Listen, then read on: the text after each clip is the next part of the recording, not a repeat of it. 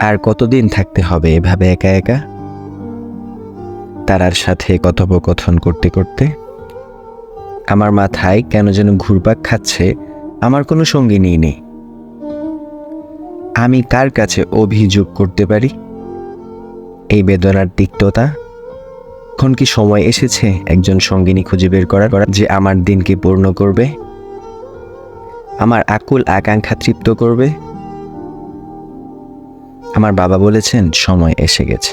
মুত্তাকি স্ত্রী হচ্ছে তোমার কাছে আগত সম্পদ, অতএব তুমি তাকে অভ্যন্তরে ধারণ করো, তাহলে তুমি অবশ্যই সফল হবে। আর কতদিন থাকবো এভাবে একা একা?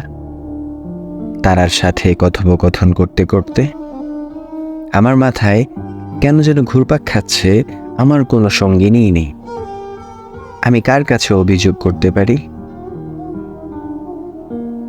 এই বেদনার তিক্ততা।